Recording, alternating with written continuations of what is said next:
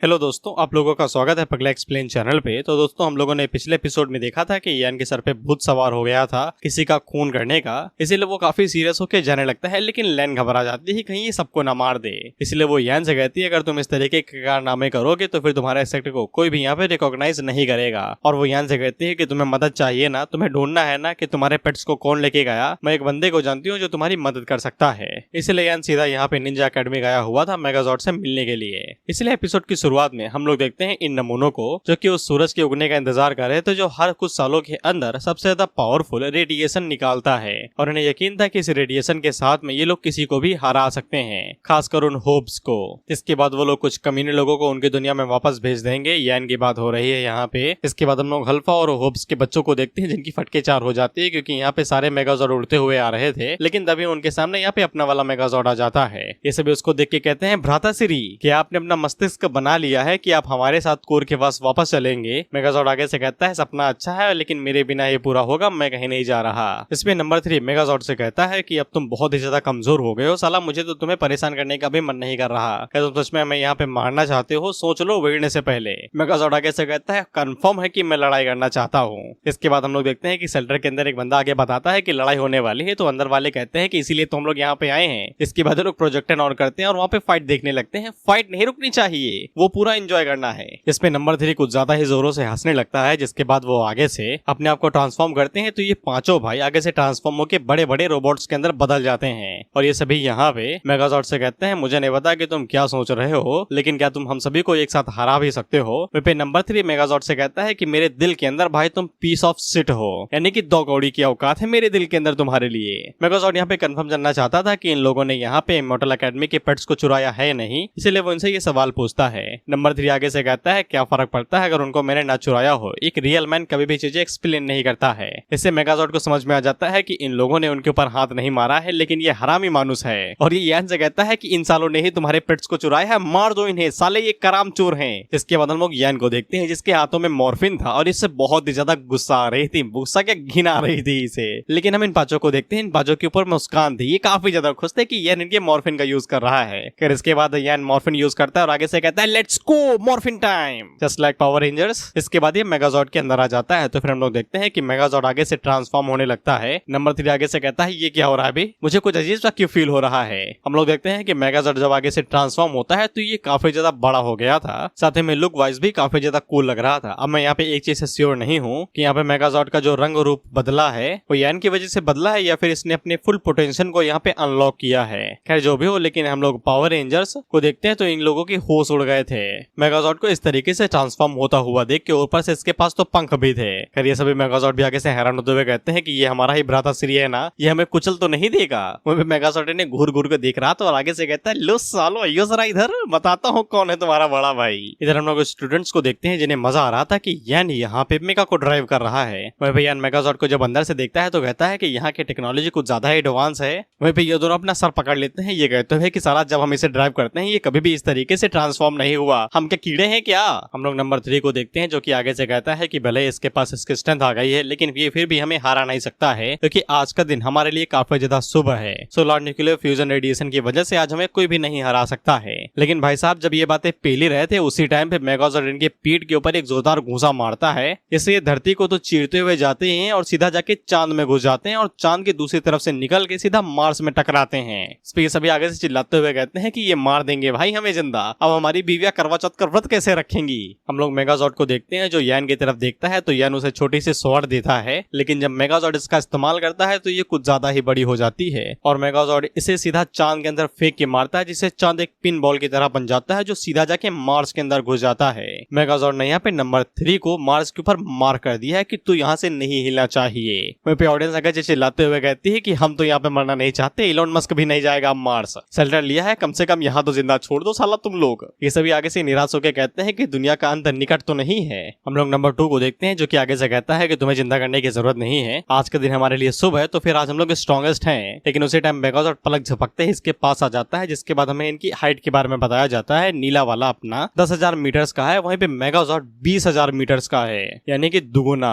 Number 2 भी यही सोच रहा था कि इतनी दूरी 1 सेकंड के अंदर कोई भी तय नहीं कर सकता है, वो भी बिना आवाज निकाले। हम लोग लैन को देखते हैं जो आगे से कहते हैं कर सकता है भाई, कर सकता है। इसके बाद नंबर 2 मेगाजॉर्ड मेगाजॉर्ड के मुंह के ऊपर पूरी जान लगा के एक जोरदार घुसा मारता है, लेकिन मेगाजॉर्ड को एक खरोच तक नहीं आई। वो नंबर 2 से कहता है इतना ही दम है क्या, थोड़ा और जोर से मारो। इसे नंबर 2 की फटी वो आगे से मन में गाली दे रहा था, धड़ाधड़ गाली दे रहा था। फिर इसके बाद नंबर 5 यहाँ पे मेगाजॉर्ड के ऊपर अटैक करता है और उसे काफी दूर पीछे खसका देता है। और वो नंबर 2 से कहता है कि तुम खड़े क्यों हो गए, तो तुमने कुछ किया क्यों नहीं। तो नंबर 2 आगे से बताता है डर के मारे पैंट गीली हो गई थी, हिल नहीं पा रहा था मैं। तो नंबर 5 उसे कहता है कि याद रखो कि नंबर 3 के साथ क्या हुआ था। इस पे नंबर 2 आगे से कहता है अच्छे से याद है। खैर जब ये सभी लोग आपस में बात कर ही रहे थे उसी टाइम पे नंबर 4 लोगों से कहती है बड़े भाई की तरफ देखो, वो कुछ करने वाले हैं। इनकी पर्सनालिटी से पता चलता है कि आज ये महासंग्राम करके ही रहेंगे। तो फिर हम लोग मेगाजॉर्ड को देखते हैं जो अपने पास से निकाल लेता है वेपन, वो भी कोई ऐरा गहरा नहीं, इमॉर्टल ग्रेड का वेपन। इसलिए नंबर 5 यहाँ पे नंबर 6 से कहता है कि भाई कुछ करो भाई। तो नंबर 6 उड़ते हुए जाता है और ऊपर से एब्सोल्यूट फायर बैरियर बना लेता है जो एक डिफेंस है। और इस डिफेंस की वजह से हम लोग देखते हैं कि एक साइड पे काफी ज्यादा धमाका हो गया था, यानी कि चांद की रोशनी के बराबर, जैसे सूरज उगता है बिल्कुल उस तरीके से।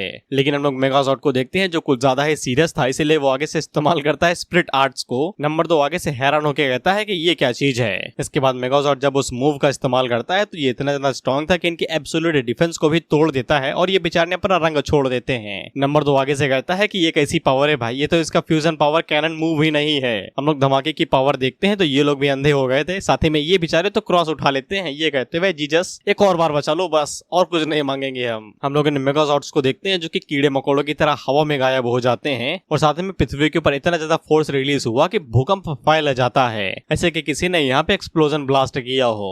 मेगाजॉर्ड तबाही मचाने के बाद खड़ा ही था कि उसी टाइम पे कोर उसके पास आता है, उसे पूछता है कि ये तुम्हारा नया होस्ट है क्या। तो मेगाजॉर्ड आगे से कहता है कि हाँ है और अब से मैं इसी का ही कहना मानूंगा। तो कोर उसे कहता है अगर ऐसी बात है तो फिर ये वाला मेरा मूव झेल जाओ, तो फिर तुम जो चाहे वो कर सकते हो। इसके बाद कोर जब अपने मूव को परफॉर्म करना शुरू करता है तो हम देखते हैं कि ये पांचों मेगाजॉर्ड्स उड़ते हुए एक साथ आते हैं और ये सभी कोर के साथ फ्यूज हो जाते हैं। और जब ये पांचों एक साथ कोर के साथ फ्यूज होते हैं तो ये बहुत बड़े मिमी ड्रैगन के अंदर ट्रांसफॉर्म हो जाते हैं, जिसको देख के ये सभी आगे से कहते हैं कि हम लोग तो इस दुनिया के विलन ही नहीं है, हमें तो दुबई जाना है ना। तो फिर मेगाजॉर्ड यान से कहता है कि मुझे और ज्यादा एनर्जी की जरूरत है। यान उसे कहता है अच्छा, और ये बेचारा अंदर चाय बना रहा था मेगाजॉर्ड के अंदर। वहीं पे ये तीनों आगे से कहते हैं मास्टर बदल रहे हैं धीरे धीरे। इसके बाद यान मेगाजॉर्ड को एनर्जी देता है जो उसे चाहिए था। इसके बाद वो भी आगे से ट्रांसफॉर्म होने लगता है। तो फिर हम लोग देखते हैं कि वो सभी कोर के साथ फ्यूज होने के बाद एक बहुत बड़े फीनिक्स या फिर चील के अंदर ट्रांसफॉर्म हो गए थे, जो कि दुनिया के सामने बिल्कुल इतना बड़ा है। और उसी के बगल में हम लोग मेगाजॉर्ड को देखते हैं जो कि ट्रांसफॉर्म होकर पूरी तरीके से एक ड्रैगन के अंदर ट्रांसफॉर्म हो गया, तो वो भी लंबा वाला। पता नहीं, इसको देख के मुझे पोकेमॉन का कोई कैरेक्टर याद आ रहा है। फिर इसके बाद ये दोनों एक दूसरे से टकराते हैं और कहते हैं कि कौन जीतेगा। लेकिन हम लोग यान के मेगाजॉर्ड ड्रैगन को देखते हैं जो कि आगे से कुछ ज्यादा ही बड़ा था। ये आगे से चीखते हुए कहते हैं ओ माय गॉड, कि क्या देख रहा हूँ मैं। हम लोग मेगाजॉर्ड को देखते हैं और इसे बड़ा मजा आ रहा था। इसके पास वो एनर्जी थी जो ये दिन भर चला सकता है और मेगाजॉर्ड को फील हो रहा था कि वो इनविंसिबल है। वो इन बाजों की फटी पड़ी थी कि ये क्या चीज है भाई, इतनी एनर्जी आ कहां से रही है। यान मेगाजॉर्ड से कहता है धीरे धीरे आराम से, तुम्हारे ही भाई हैं, तुम उनका वध कर दोगे। मेगाजॉर्ड आगे से कहता है पता है जान से नहीं मारूंगा, बस आधमरा कर दूंगा। फिर ये पांचों कोर से कहते हैं कोर दादा कुछ तो करो, नहीं हमारी चटनी बन जाएगी। फिर इसके बाद लोग मेगाजॉर्ड को देखते हैं जो कि आगे से उसी मूव का इस्तेमाल करता है जो कि दुनिया के अंदर काफी ज्यादा फेमस है, द ड्रैगन ट्रांसफॉर्मेशन टेक्निक, वो भी कुछ ज्यादा ही हाई लेवल पे। इसके बाद हम लोग कोर और पांचों मेगाजॉर्ड्स को देखते हैं जो कि आगे से फ्यूजन कैनन का इस्तेमाल करते हैं विद रेडिएशन। ये दोनों एक दूसरे को गले लगा लेते हैं, ये कहते हुए कि अलविदा ना कहना दोस्त, अलविदा ना कहना। वह इन सभी की भी फटी पड़ी थी कि बचेंगे या नहीं बचेंगे। फिर इसके बाद दोनों महामनुष्य आगे से अपनी अपनी बीम छोड़ते हैं और ये दोनों बीम जब आपस में टकराती हैं तो आधी दुनिया डिस्ट्रॉय हो जाती है, सभी बेचारे अपना रंग छोड़ देते हैं। हम लोग आर्कटिक को देखते हैं जो कि सूख के रेगिस्तान में बदल जाता है। एंटार्क्टिका की सारी बर्फ पिघलने के बाद सी लेवल कुछ ज्यादा ही हद तक बढ़ गया और पूरी सिटी को ही पानी से लबालब कर दिया। और अगर ऐसा ही चलता रहा तो समय के साथ साथ नया आइस एज आ जाएगा। ये आगे से कहते हैं सब कुछ डिस्ट्रॉय हो गया तो फिर मैं अभी तक जिंदा क्यों हूँ भाई, मुझे भी मार दो। फिर इसके बाद हम लोग मेगाजॉर्ड को देखते हैं जो कि ड्रैगन से अब सांप बन चुका था, जो अब धीरे धीरे करके कोर विद द 5 मेगाजॉर्ड्स को जकड़ने लगा था। तो कोर जल्दी से अपनी जान बचाते हुए वहां से भागने की कोशिश करता है, तो मेगाजॉर्ड उसके ऊपर ड्रैगन की ट्रांसफॉर्मेशन से धड़ाधड़ गोलियां दे मारता है। ये सभी गोलियां पता नहीं किन किन पायलट्स को छोड़ती हैं और सीधा अर्थ पे जा लगती हैं। इसके बाद अगला सीन मार्स का होता है, तो ये लोग मार्स के ऊपर लड़ रहे, तो वो भी धड़ाम धुड़ूम करते हुए। रिपोर्टर आगे से चीखते हुए कहता है कि ये क्या है, साला ये इतनी ज्यादा स्पीड से लड़ रहे हैं कि मुझे यहाँ पे मेकायो को सीधा RTX 5090 के साथ जोड़ना पड़ रहा है, तब ये जाके ये सब कुछ रिकॉर्ड कर पा रहा है। खैर हम इन दोनों को मार्स पे देखते हैं जहाँ पे ये तबाही मचा रहे थे और वहाँ पे तबाही मचाने के बाद ये लोग सैटर्न पे आ जाते हैं और सैटर्न पे तबाही मचाने के बाद ये सीधा यूरेनस के ऊपर आ जाते हैं, जिसके बाद नेपट्यून, जिसके बाद ब्लू जायंट से होते हुए मिल्की वे में घुस जाते करते हैं। हम लोग एलियंस को देखते हैं जो कि आगे से कहते हैं ये हरामी कौन है, साला अर्थ को छोड़ के हमारे प्लेनेट को डिस्ट्रॉय करने आए हैं, मैं कभी भी अर्थ नहीं जाऊंगा अब। और ये सब कुछ देख के डिप्रेशन में जा चुके थे, ये सीधा नस काटेंगे घर पे जाके। करेंट मूव्स को जैसे ही पता चलता है कि वो लोग गैलेक्सी के भी बाहर जा चुके हैं, इसके बाद हम लोग आउट ऑफ द गैलेक्सी का सीन देखते हैं जहाँ पे तबाही लगी हुई थी पूरी तरीके से, भाई अंधाधुन गोला बारूद बरस रहा था। हम लोग कोर विद द 5 मेगाजॉर्ड को देखते हैं जो कि आगे से दोबारा ट्रांसफॉर्म होता है और एक बहुत बड़ी मेगा कैनन गन के अंदर बदल जाता है, जिसके बाद वो अपने अंदर से मिसाइलें, गोला बारूद जो भी था उन सभी को लॉन्च करता है, जो सीधा जाके मेगाजॉर्ड को जा हिट होती है। जिसके बाद वो आगे से कार्डिनल फोरलॉक कैनन का यूज करता है जो कि मेगाजॉर्ड के बगल से होते हुए जा निकलती है। जिसके बाद मेगाजॉर्ड भी आगे से दोबारा डिफॉर्म होता है और आगे से इमोर्टल आर्ट्स का यूज करते हुए इनहाइलेशन एरो बाहर निकाल लेता है, लेकिन अगले ही पल यहाँ से इमेज गायब हो जाती है, यानी कि वीडियो रुक गई। इस पे ऑडियंस आगे से चीखते हुए कहते हैं सालो इमेज कहाँ गई, बता दो नहीं गोली मार दूंगा, असला बारूद मेरा कहाँ है, इतने ज्यादा क्रिटिकल मोमेंट पे तुम कैसे साला लाइन काट सकते हो।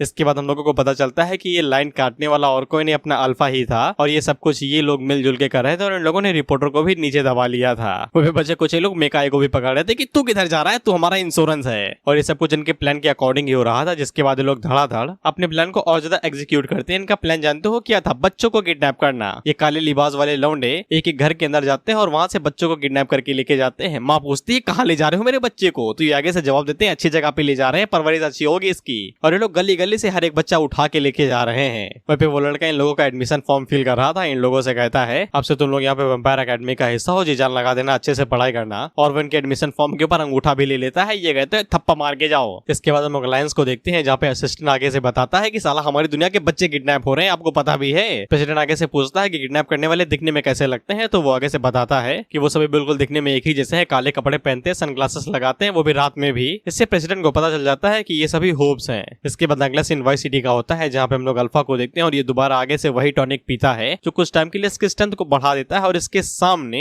एस्ट्रोमैन खड़ा था। एस्ट्रोमैन अल्फा से कहता है बधाई हो भाई, तुम दिखने में विलेन लगते हो और ये तुम्हारी खुश नसीबी है कि तुम मेरे हाथों पिटने वाले हो। अच्छा हुआ तुम इमॉर्टल अकेडमी नहीं गए, नहीं तो वहां से जिंदा भी वापस ना आते। वहीं पे जो बचे कुछ बॉडीगार्ड्स थे वो निंजा अकेडमी के पास चले गए थे। रेड रेंजर आगे से कहता है कि बिना मेगाजॉर्ड के भी हम लोग तुम्हें आसानी के साथ हरा सकते हैं। इसके बाद हम लोग अल्फा के चेले को देखते हैं और वो दूसरे चेले से कहता है कि सौरभ से बच के रहना, ये काफी ज्यादा गुस्से वाली है, अगर इसकी शादी हो गई पता नहीं इसके पति का क्या होगा, हर दिन इसके यहाँ तो पिटेगा ही पिटेगा। वहीं पे लाइने लोगों से पूछते हैं कि मुझे ये मत कहना कि तुम लोगों ने ही इमॉर्टल अकेडमी के पेट्स को चुराया है, नहीं तो मैं चाह के भी तुम्हारी मदद नहीं कर सकती हूँ। जिसके बाद हम लोग हीरो अलायंस को देखते हैं और यहाँ पे प्रेशर का माहौल था। असिस्टेंट आगे से बताता है कि दुनिया के लगभग बच्चे किडनैप हो चुके हैं और सिचुएशन काफी ज्यादा खतरनाक है। टॉप 10 हीरो अभी भी लड़ाई कर रहे हैं और वो सभी बिजी हैं इतने टाइम पे। हम लोग इस बंदे को देखते हैं जो कि आगे से कहता है कि इस बार क्वालिटी से ज्यादा क्वांटिटी की चिंता है, हमें क्वांटिटी चाहिए, जितने ज्यादा हो सके उतने ज्यादा बच्चे चुरा के लाओ, लंगड़े लूले अंधे बहरे जैसे भी हो सब ले आओ। प्रेसिडेंट आगे से चीखते हुए कहता है कि बाकी प्रोफेशनल हीरोज कहाँ पे हैं, कहाँ पे वो जिंदा रह रहे हैं, तुम्हें पता भी है हो फैमिली के सामने हम लोग आधे के आधे हैं, सलाह उनकी तादाद इतनी ज्यादा है। असिस्टेंट आगे से बताता है कि इमॉर्टल अकेडमी के जो पेट्स मिसिंग हुए हैं उस वजह से स्टील बीटल ने खुद को कमरे के अंदर बंद कर लिया है, ये कहते हुए कि मैं बाहर नहीं जाने वाला।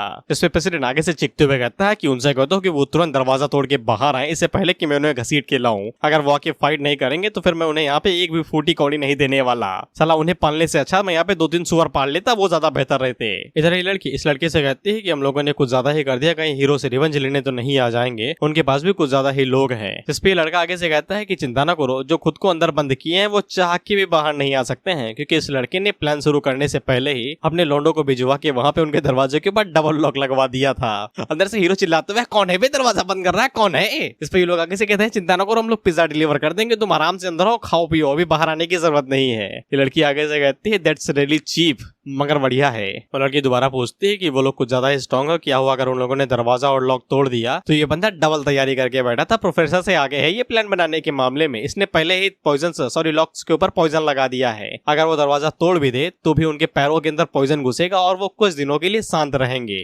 इसके बाद अगला सीन हीरो अलायंस का होता है जहाँ पे प्रेसिडेंट आगे से चिल्लाते हुए कहता है कहाँ है मेरे सारे हीरोज? असिस्टेंट आगे से कहता है कि वो भी घर से बाहर निकलने की कोशिश कर रहे थे। फिर इसके बाद हम लोग इस लड़के को देखते हैं जो कि आगे से कहता है कि सारा काम हो चुका है, अब समय आ चुका है सेकंड प्लान को एग्जीक्यूट करने का, वह चारों अकेडमीज के ऊपर एक एक करके हमला करना। लेकिन उसी टाइम पे स्क्वाड लीडर सीधा उस बंदे के ऊपर अटैक करता है, जिससे सीधा जमीन में जा घुसता है, लेकिन स्टाइल मारते हुए खड़ा भी हो जाता है। टाइगर श्रॉफ है क्या? फिर ये इन लोगों से पूछता है कि तुम लोग कौन सी अकेडमी से हो? तो ये आगे से बताते हैं उसी अकेडमी अकेडमी से जिसके बच्चे तूने किडनैप किए हैं बे। जिस पे ये बंदा आगे से कहता है कि चलो बढ़िया हुआ कि तुम लोग खुद यहाँ पे आ गए, हमें वहाँ पे जाने की जरूरत नहीं है। इसके बाद हम लोग एक बंदे को देखते हैं जो कि साउलो को आगे एक मैसेज देता है कि सभी अकेडमी से यहाँ पे मदद के लिए अनाउंसमेंट किया है, और वो साउलो से पूछता है कि तुम मदद करने के लिए जाने वाली हो ना। तो साउलो आगे से इन्विटेशन को फाड़ देती है ये कहते हुए कि हम हीरोज नहीं है, वी आर कल्टिवेटर्स। और वो पीछे मुड़ के सभी लोगों से कहती है कि कान खोल के सुन लो मेरी बात, हम लोग यहाँ से 1 इंच भी नहीं हिलेंगे, भले चाहे धरती फट जाए, आसमान गीला हो जाए। जिन लोगों की हाई कल्टीवेशन है वो मेरे साथ रहे और जिनकी नहीं है वो भाग जाए यहाँ से। इस पे चंगू मंगू आगे से सैल्यूट करते हुए कहता है यस सर। वो बंदा साउलो से पूछता है कि तुम लोग करने क्या वाले हो। साउलो आगे से कहती है क्या करेंगे, अपने घर को प्रोटेक्ट करेंगे और क्या। ये लड़का इन लोगों की बेइज्जती करता है ये कहते हुए साले 18 के हो गए, अभी तक ग्रेजुएट नहीं हो पाए तुम, कितनी शर्म की बात है, हमारे वाले तो इतने समय फल फूल के मस्त घूम रहे हैं। वैसे तुम हमसे फाइट करना डिजर्व करते नहीं हो, लेकिन सम्मान की खातिर हम तुम्हारे लिए अपने स्ट्रॉन्गेस्ट पर्सन को भेज रहे हैं जो तुमसे लड़ने वाला है, जो कि अपनी ये लड़की मैजिक एकेडमी के स्क्वाड लीडर आगे से कहती है कि ये पहले लड़के ये हैं इन लोगों में से सबसे ज्यादा स्ट्रॉन्गेस्ट। हम लोग निंजा लीडर को देखते हैं जो कि इस लड़के के ऊपर अटैक करता है ये कहते हुए कि हमें हल्के में ना लो, लेकिन वो लड़की इसके पेट के ऊपर एक ही घुसा मारती है और ये सीधा बिल्डिंग में जा घुसता है। और वो लड़का इन लोगों से कहता है कि हमें भी हल्के में ना लो। वहीं पे ये सभी लोग शौक कि ये क्या हुआ, ये तो एक झटके के अंदर हारा गया। खैर इसके बाद ये लड़की आगे से दी फील्ड ऑफ ब्लड यानी कि ब्लड मैनिपुलेशन का इस्तेमाल करती है और इनकी बॉडी के अंदर ब्लड को कंट्रोल करते हुए इनका हिलना डुलना, सांस लेना तक रोक देती है। ये सभी लोग आगे से कहते हैं कि ये क्या हो रहा है हमारी बॉडी के साथ, हमारी धड़कनें क्यों रुकती जा रही हैं। बंदा आगे से समझाते हुए कहता है कि ये तुम्हारी बॉडी टेम्परेचर से लेके तुम्हारे खून बहने के फ्लो तक को कंट्रोल कर सकता है, ये सिर्फ पावर ऑफ लॉ का आधा है। इस तरफ असिस्टेंट प्रेसिडेंट को बताता है कि सारी अकेडमी से हारी जा चुकी हैं सिर्फ कुछ मिनट्स के अंदर ही। प्रेसिडेंट आगे से कहता है कि इन्हें पालने पोसने का क्या ही फायदा है, ये तो हमेशा एक झटके के अंदर हारे ही जाते हैं, क्योंकि इन सभी लोगों ने यहाँ पे इनको हरा दिया था। जिसके बाद अगला नंबर हमारी इमॉर्टल अकेडमी का था। इस दिनों आगे से कहते हैं कि जैसे ही हम लोग इस अकेडमी को यहाँ पे निपटा देंगे तो फिर इन्हें कोई भी रोक नहीं पाएगा। लेकिन जब ये लोग अंदर जाते हैं तो पूरी अकेडमी खाली थी, यहाँ पे कोई भी नहीं था। इन्हें ऐसा लगने लगता है कि इमॉर्टल अकेडमी के अंदर ज्यादातर सिर्फ कायर ही रहते हैं जो कि फाइट वाइट नहीं करते हैं। इधर हम इन चारों को देखते हैं जो कि गए कहीं नहीं थे, ये अकेडमी के अंदर ही थे। मैंने बताया था ना कि इन लोगों की छत आसमान में उड़ती है, तो ये लोग ऊपर थे। इसके बाद हम लोग मैंग को देखते हैं जो कि अपने प्याले को तोड़ती है तो उसे पानी निकलता है और वो उस पानी को बुलेट्स की तरह कंट्रोल करते हुए उस बंदे के कान के ऊपर अटैक करती है। ये अटैक इतना ज्यादा पावरफुल था कि उस बंदे का कान ही कट जाता है। और मैंग ने इसके ऊपर अटैक जानते हो कितनी दूरी से किया है, 60 लाख किलोमीटर दूर से। इससे भी लोग अपने दोस्त से पूछते हैं कि तुम्हें क्या हुआ भाई, तुम्हारे कान से अचानक से खून क्यों बहने लगा। इधर लैंडमिन आगे से कहता है यार तुम इतनी ज्यादा स्ट्रॉन्ग कैसे हो गई। इधर मैंग उन लोगों से कहती है कि ये सिर्फ वार्निंग थी, कुछ भी उल्टा सीधा करने के बारे में सोचना भी नहीं तो दरवाजा तोड़ के मुंह पे मार देंगे। सिर्फ तुम ही नहीं हो जो कि यहाँ पे सिर्फ लॉ ऑफ पावर का इस्तेमाल कर सकता है। ये सभी आगे से चिल्लाते हुए कहते हैं कि ये तो स्नीक अटैक है भाई, सीना चौड़ा करके सामने से हमला करो ना। फिर ये बंदा अपनी बॉडी को दोबारा रिकवर कर लेता है। इस मांगा के अंदर कुछ भी होता है एज यू नो यार, ये मरेंगे क्या नहीं। खैर इन बच्चों को यही लगता है कि वो लोग अभी भी यहाँ से दूर से स्नीक अटैक कर रहे हैं या फिर यहाँ पे कोई ट्रैप व्रैप लगा हुआ है। बच्चों वो तुम्हारे ऊपर है, ऊपर नीचे ना घूरो। खैर इसके बाद लौंडा कैसे चिल्लाते हुए कहता है अगर तुम में हिम्मत है तो फिर सामने आगे फाइट करो एकदम फेयरली। इस पे जियो उसके ऊपर दोबारा स्नीक अटैक करता है और उसके मुंह के ऊपर लात मार के कहता है जैसे तुम्हारी मर्जी। इससे ये बंदा उड़ते हुए बिल्डिंग में जा घुसता है। ये दोबारा से चिल्लाते हुए कहते हैं स्नीक अटैक है साले, ये शर्म कर। जियो आगे से इन्हें ताना मार ही रहता है। उसी टाइम पे एक लड़की इसके सामने आ जाती है और उसे समझ में आ जाता है कि उसने जल्दीबाजी में आग के ऊपर कदम रख दिया है। लेकिन वो लड़की जियो के ऊपर अटैक कर पाती है कि उससे पहले वहाँ पे साउलू आती है जो उसे हैंडल कर लेती है। खैर उसके बाद ब्लड को मैनिपुलेट करने वाली लड़की आगे बढ़ती है और वो उनके ब्लड को मैनिपुलेट कर पाती है कि इससे पहले ही मैंग इसके हाथों के ऊपर पानी से अटैक करती है, जिससे ये भी उस लड़के के साथ उस बिल्डिंग में जा घुसती है। मैंग उन लोगों से कहती है कि तुम लोग गलत जगह पे आ चुके हो, ऐसा लगता है कि तुम जीना नहीं चाहते हो। खैर वो लड़की बिल्डिंग के पास पहुंचते हुए सबसे पहले उस लड़के को बाहर निकालती है और वो लड़का इन लोगों से कहता है मुझे लगा था कि तुम लोग इतने भी बेहतर नहीं होगे, लेकिन तुम बाकी के मुकाबले में काफी ज्यादा स्ट्रांग हो। लेकिन यहाँ पे कुछ ऐसे भी हैं जिनकी स्ट्रेंथ यहाँ पे निंजा लीडर और स्क्वाड लीडर के बराबर की है, यानी कि जिया और लैंडमिन। और मैंग और साउलो के बारे में पता है कि वो दोनों बेस्ट हैं क्लास के अंदर। जिया आगे से कहता है मुझे पता है कि मेरी स्ट्रेंथ यहाँ पे निंजा एकेडमी के लीडर के बराबर है, लेकिन तुमसे किसने कहा भाई कि इमॉर्टल एकेडमी यहाँ पे सिर्फ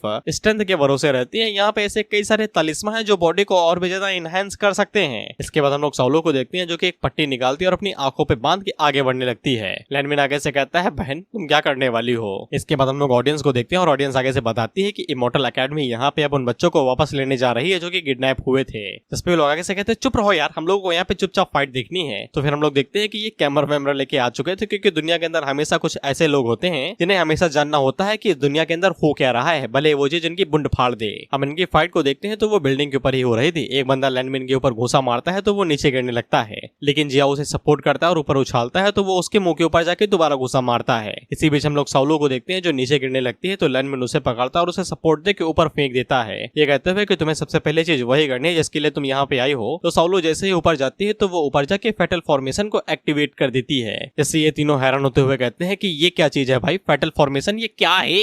इस फेटल फॉर्मेशन को हम लोगों ने पहले भी देखा था, आसमान से सीधा शॉट की बरसात होती है जो कि इन लोगों को जाग घुसती है। ये चारों के चारों ही बेहद घायल हो जाते हैं। ये आगे से चीखते हुए बस यही कहते हैं कि कैसी पावर है यार, साला जब देखो तब नया नया चीजें निकाल रहे हो, कुछ नया निकालो ना। ये तीनों भी आगे से यही कहते हैं कि हमने ये फॉर्मेशन पहले देखी है लेकिन दूसरी बार देखने तो मजा आ रहा है क्योंकि हम नहीं है उस फॉर्मेशन के अंदर। वहीं पे इमॉर्टल एकेडमी को इस तरीके से परफॉर्म करता हुआ देख के ऑडियंस को यकीन हो जाता है कि इमॉर्टल क्लास काफी ज्यादा पावरफुल होती जा रही है, या ताकि ये लोग हर महीने और भी ज्यादा स्ट्रॉन्ग होते जा रहे हैं। इधर जिया इन लोगों से कहता है कि ये की ट्रांसफॉर्मेशन रियलम की अरे फॉर्मेशन है, साला तुम लोग सिटी से बाहर भी चले जाओ तो भी नहीं भाग सकते। ये आगे से चिल्लाते हुए कहता है कि तुम लोग भी अपने टीचर्स की तरह ही पूरी तरीके से सेमलेस हो, और ये ज्ञान को यहाँ पे अभद्र शब्दों से बुलाने लगता है तो साउलो को गुस्सा आ जाता है, जिसके बाद वो आगे से निकालती है ब्रह्मास्त्र और वो आगे से की ड्रैगन ट्रांसफॉर्मेशन टेक्निक का इस्तेमाल करते हुए कहती है कि माँ कसम अगर इसने तुम्हारी बोलती नहीं बंद की तो फिर मैं खुद तुम्हारा सुई से मुंह सील दूंगी। इस पे ये बंदा आगे से कहता है कि मैंने कब कुछ कहा भाई, मैं नहीं बोल रहा था, वो मेरी आत्मा थी जो शरीर छोड़ के जा चुकी है ये टेक्निक देखने के बाद में। हम इस चश्मिश को भी देखते हैं जो आगे से कहता है मम्मी आपकी बहुत याद आती है।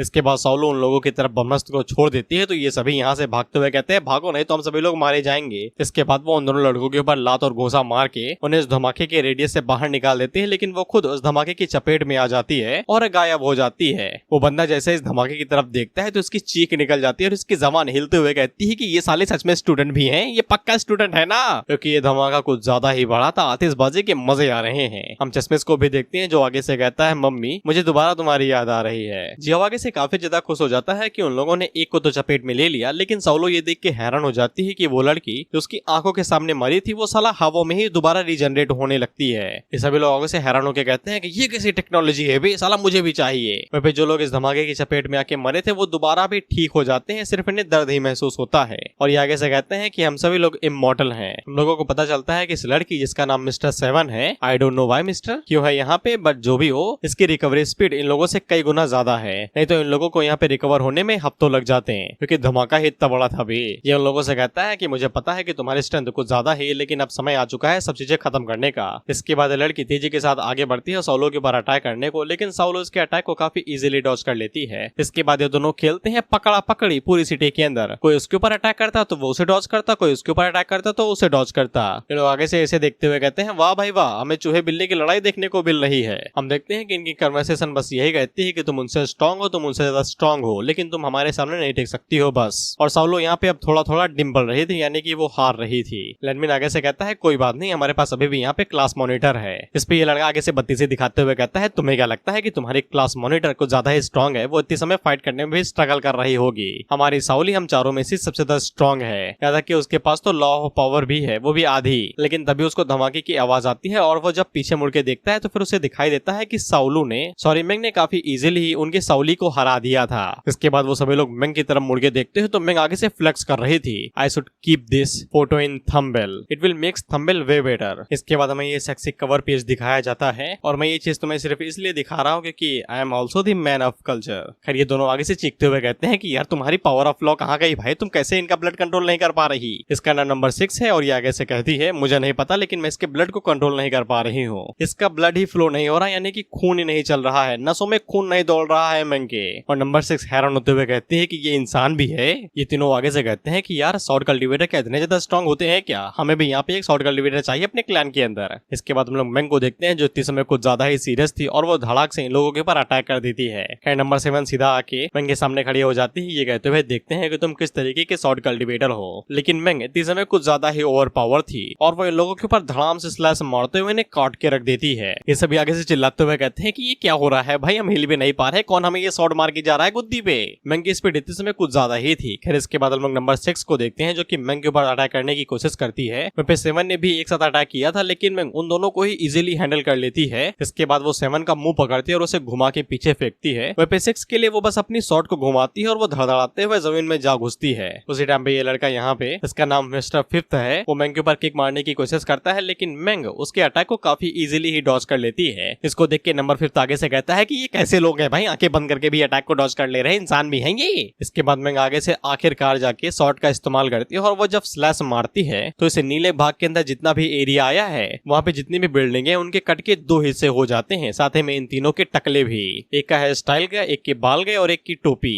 सिटी के लगने तय थे तो इन लोगों को ज्यादा हैरानी नहीं होती, ये बस आगे से इतना ही कहते हैं कि इमॉर्टल कल्टीवेशन स्कूल वालों को दुनिया के घरों को डिस्ट्रॉय करने में कुछ ज्यादा ही मजा आता है, इन पे कोई पाबंदी लगाओ, नहीं तो इंश्योरेंस टैक्स वैक्स लगाओ इन पे, नहीं ये हमारे घर को ऐसे ही डिस्ट्रॉय करते रहेंगे। इसके बाद हम लोग नंबर 6 को देखते हैं जो उड़ते हुए ऊपर जाती है और वो आगे से फुल पावर का इस्तेमाल कर रहे थे यहाँ पे ब्लड मैनिपुलेशन के लिए। इससे इन लोगों को समझ में आ जाता है कि ये जिंदगी और मौत की लड़ाई हो चुकी है। फिर नंबर 5 मैंग से कहता है कि तुम्हें सच में लगता है कि तुम इस तरीके से जीत सकती हो, हम लोग इमॉर्टल्स हैं, भले ही तुम स्ट्रांग हो लेकिन इसका कोई फायदा नहीं है, हम लोग कभी मरेंगे ही नहीं। मैंग आगे से कहती है ऐसा है क्या, जिसके बाद वो पलक झपकते ही वहां से गायब हो जाती है। ये लोग आगे से कहते हैं कहाँ गए यार, उसे ढूंढो, लेकिन हम लोग मैंग को देखते हैं जो कि स्पेस के ऑर्बिट में आ गई थी, धरती से कई किलोमीटर दूर, कई मतलब लाखों। वह पे सालो आगे से कहती है छुप जाओ रे, वो आगे से शॉर्ट इंटेंट रियलम का इस्तेमाल करने वाली है, अब अलविदा कहने का समय आ चुका है। इसके बाद हम लोग मैंग को देखते हैं जो आगे से शॉर्ट इंटेंट का इस्तेमाल करने वाली थी, वह पे समझ में आ जाता है कि कुछ भी हो जाए ये डेंजरस मूव है, भाग जाओ यहाँ से। इस पे ये तीनों तो अलग अलग दिशा में भागते हैं, लेकिन हम लोग नंबर 5 को देखते हैं जो कि सीधा जमीन में ही घुस जाता है केचुए की तरह। ये कहते हुए मैं हुआ भाई अंडरग्राउंड, मुझे नहीं आना बाहर, लेकिन मैंग जैसे ही अटैक करती है तो फिर उसे दिल के अंदर झटका महसूस होता है। हम लोग मैंग को देखते हैं जिसने कई सारे क्रिटिकल स्लैश मारे थे, ये स्लैश यान की तरह ही थे जो कि सबसे पहले स्पेस से ट्रैवल करते हुए धरती पे आते हैं, धरती के बाद सीधा इनके दिलों के ऊपर स्लैश मारते हैं, दिल से सेल, सेल से जीन चेन, जीन से सब एटॉमिक लेवल, जिसके बाद टाइनी पार्टिकल्स, और अगले ही पेज में ये चारों के चारों वैनिस्ड, ये हवा में ही गायब हो गए, किसी को इनकी बॉडी भी नहीं मिलेगी। ये दोनों आगे से कांपते हुए कहते हैं मायरे, ऐसा लगता है क्लास मॉनिटर से भी अब डर के रहना पड़ेगा। खैर इसके बाद मैंग नीचे आती है और अपनी आंखों से पट्टी हटाती है और कहती है कि सब कुछ साफ हो गया, अब यहाँ पे कोई भी लड़ाई दंगा नहीं करेगा। ये दोनों तो अपने घुटनों पे आ जाते हैं और आगे से कांप ही रहे थे। वहीं पे सालू आगे से कहती है कैसी टेक्निक है भई, कौन ऐसे तरीके से मारता है कि साला लाश ही ना मिले। ये लोग आगे से हैरान हो ही रहे थे। इसके बीच हम लोग जादू को देखते हैं, तू साला यहाँ पे क्या कर रहा है। वहीं पे कुछ तो लोग भागने की तैयारी कर लिए थे कि अब इस बोला पे नहीं रहना। हम लोग सालो को देखते हैं जो आगे से टेक्निक के बारे में बताती है, तो इन दोनों गधों को कुछ भी नहीं पता था। सालो इनके ऊपर चिल्लाते हुए कहती है कि सालो कभी तो लाइब्रेरी आ जाया करो, दिन भर इधर उधर पड़े रहते हो, किसी दिन टीचर तुम्हारे चुतड़े छांट देगा झड़ी के जरिए। और वह लोगों को बताती है कि मैंग को जैसे ही ये टेक्निक मिली थी तो उसने लाइब्रेरी आके अगले ही दिन शॉर्ट ट्रेनिंग के बारे में सब कुछ बता दिया था और सारी चीजें समझा दी थी। फिर इसके बाद हम लोग होप को देखते हैं और उसे पता चल चुका था कि इसके बच्चे मारे जा चुके हैं, जिसके बाद ये अपने हाथ को खोलता है और आगे से अपनी पावर का यूज करते हुए उन्हें दोबारा रीजनरेट करने लगता है। वहीं पे इस आसमान के अंदर हलचल होने लगती है जिसको देख के मैंग हैरान हो जाती है। हमें पता चलता है कि जिस यहाँ पे सब एटॉमिक लेवल पे इन्हें यहाँ पे डिस्ट्रॉय किया गया था वो दोबारा रीजनरेट होने लगते हैं, जिसके बाद इनकी जेनेटिक चेन भी रिकवर हो जाती है और अगले ही पैनल में ये दोबारा रीजनरेट होकर एकदम फुलटास बंदे बन जाते हैं। ये देख के आगे से कहते हैं कि साला ये कैसी आर्ट है भाई, किसी को मारा वो यहाँ मर ही नहीं रहा, कैसा यूनिवर्स है ये।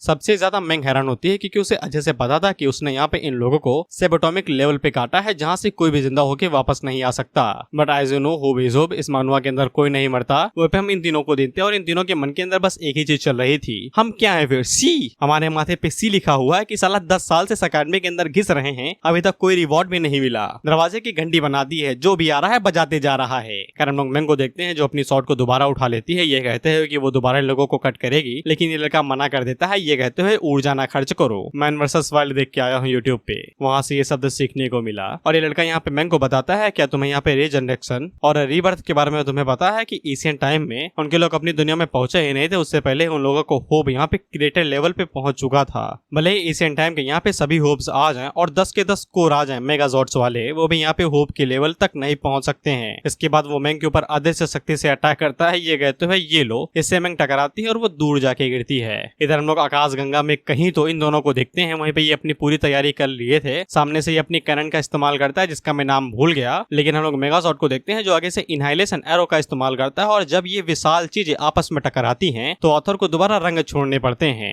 और इनके धमाके की वजह से गैलेक्सी के अंदर वर्म होल खुल गया था, यही कहते हैं शायद। और मेगाजॉर्ड इन लोगों से कहता है कि जैसा कि मैंने कहा था कि यहाँ पे इंसान किसी भी आर्टिफिशियल इंटेलिजेंस से ज्यादा शक्तिशाली हैं। हम लोग कोर को देखते हैं और इसके अलावा देते समय दिल टूटे आशिक की तरह थे, यानी कि क्रैक्ड, सपना भी टूटा और दिल भी।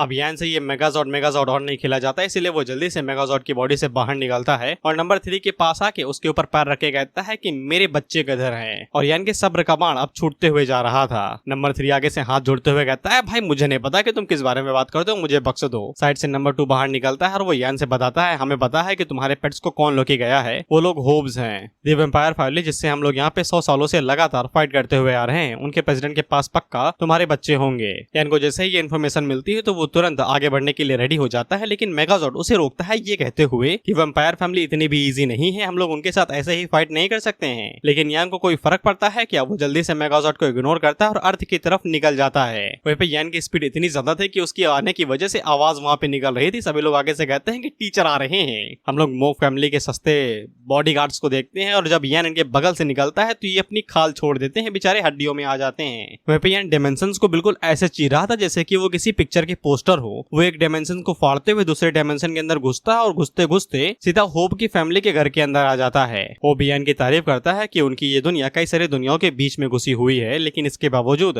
यान ने पलक झपकते ही उनकी दुनिया के बारे में पता लगा लिया। और वो यान की तरफ देखते हुए कहता है कि तुम क्या गॉड हो? यान आगे से कहता है मुझे मेरे बच्चे चाहिए बस। इधर नंबर 2 मेगाजॉर्ड से कहता है कि आप उसके बिना कुछ भी नहीं है भाई। मेगाजॉर्ड उससे कहता है कि बिना कोर के तुम तो मुझसे भी बदतर हो, चुपचाप बैठो। वहीं पे ये सभी यान की तरफ देखते हुए सोचते हैं कि क्या ये उनका टीचर है। वहीं पे ये तीनों काफी ज्यादा खुश हो जाते हैं यान के आने की वजह से, यानी कि जीत पक्की है, मोहर लग गई है जीत की। इधर यान इन लोगों से कहता है 3 मिनट है तुम्हारे पास, सिर्फ 3 मिनट। तब तक अगर तुम मेरे बच्चे मुझे वापस कर देते हो तो फिर कुछ भी नहीं होगा, नहीं तो अगले ही सेकंड मैं तुम्हारी दुनिया को चीर के रख दूंगा। फर्स्ट एल्डर पहले तो घबरा जाते हैं, लेकिन उन्हें पता नहीं है कि यान क्या चीज है, इसीलिए वो उसे हल्के में लेते हैं और आगे से अपनी स्पेस एबिलिटी का इस्तेमाल करते हुए यान को अपने प्लेनेट से अपने ही स्पेस के अंदर भेज देते हैं। ये दोनों आगे से बताते हैं कि ये ग्रैंड एल्डर की यहाँ पे लॉ की पावर है जो कि स्पेस और टाइम को कंट्रोल कर सकते हैं। अब इसके बाद वहाँ पे बाकी जितने भी एल्डर्स थे वो सभी इकट्ठा हो जाते हैं और 7 से 1 तक हैं। तीसरी वाली मारी जा चुकी है सदमे की वजह से, और ये सभी यहाँ पे यान से मौत लेने के लिए तैयार खड़े थे।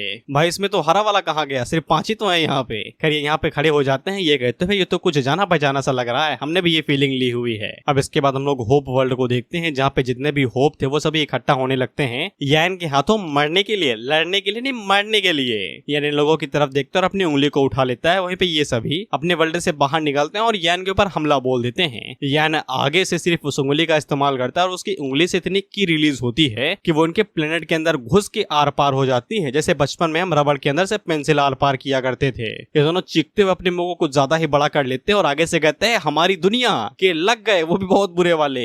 हम लोग देखते हैं कि यान के की ने वहां पे जो आर पार लकीर बनाई थी वो अंदर से इन्हें डिस्ट्रॉय करने लगती है, यानी कि वो गोला फट रहा था। फिर धमाके की वजह से ये लोग अपना रंग ही नहीं बल्कि अपना स्केलेटन भी छोड़ देते हैं, वो भी गायब हो जाता है। फिर यान के धमाके की वजह से होप की पावर अब यहाँ पे होप वर्ल्ड को रिकवर नहीं कर पा रही थी। यान उन लोगों से कहता है माफ कर दो भाइयों, 3 मिनट अभी तक पूरे नहीं हुए थे, लेकिन मैंने सबसे ज्यादा कम पावर इस्तेमाल की थी, मुझे लगा इतना काफी होगा, पर तुम कुछ ज्यादा ही कमजोर थे। इधर ये तो अपना सर पकड़ लेता है, वो वाला मीम नहीं है, सी लग गए गुरु।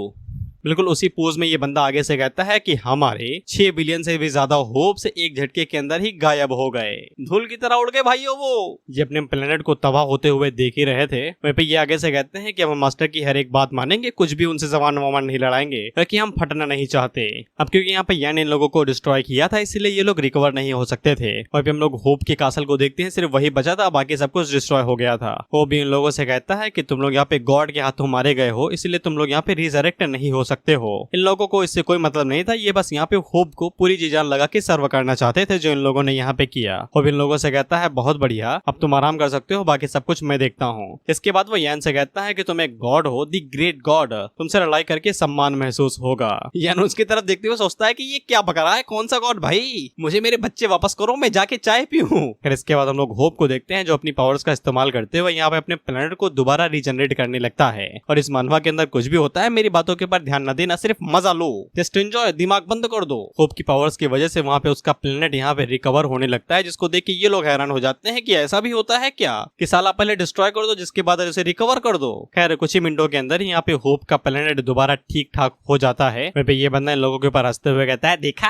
हमारा टीचर भी स्ट्रॉन्ग है। ये लोग अपनी नजरें फेर लेते हैं, ये कहते हैं लेकिन नंबर 7 आगे से बताती है कि यहाँ पे जो 6 बिलियन होप मरे थे वो ठीक से रिकवर नहीं हुए, यानी कि वो रिकवर नहीं हो सकते, जैसा कि यहाँ पे होप ने बताया था। होप आगे से कहता है अगर वो लोग यहाँ पे रिजरेक्ट नहीं हो सकते हैं, इसीलिए वो यहाँ पे उन्हें दोबारा बना देगा। इसीलिए वहाँ पे 6 बिलियन होप दोबारा बना देता है, उन्हें रिजरेक्ट नहीं करता, दोबारा बना देता है। इसे तुम रबड़ के अंदर छेद करने के बाद नहीं खरीद लेते हो। खैर ये वाले होप पहले वालों से ज्यादा स्ट्रॉन्ग और एकदम रेज्ड अप थे, बिल्कुल नई रबड़ की तरह, और खुशबू भी मस्त देती है ना वो वैसी वाली। मैं आगे से कहती है जीसस क्राइस्ट क्या हो रहा है ये। खैर ये सभी होप से यहाँ पे यान के सामने खड़े हो जाते हैं और उससे कहते हैं कि बाहर वाला यहाँ पे अलाउड नहीं है, भाग जाओ यहाँ से। यान उन लोगों की तरफ देख के कहता है अभी बताता हूँ। झुंड में तो सुअर आते हैं मुन्ना, शेर और ज्यादा सुअर लेके आते हैं। इसके बाद यान अपने हाथ को उठाता है तो वहाँ पे बादल आते हैं और बरसात होने लगती है। बरसात की वजह से पानी मिट्टी के ऊपर पड़ता है और मिट्टी के अंदर से निकलते हैं क्ले, और उन क्ले से बनते हैं इंसान, और वो इंसान से बन जाते हैं डिसाइपल्स। और इसी तरीके से यान यहाँ पे क्ले का यूज करते हुए कई सारे डिसाइपल्स को बना लेता है। और मैं तुम्हें एक चीज बता दूं कि ये सभी डिसाइपल यहाँ पे वो डिसाइपल हैं जो उसके सेक्ट के अंदर मारे गए थे।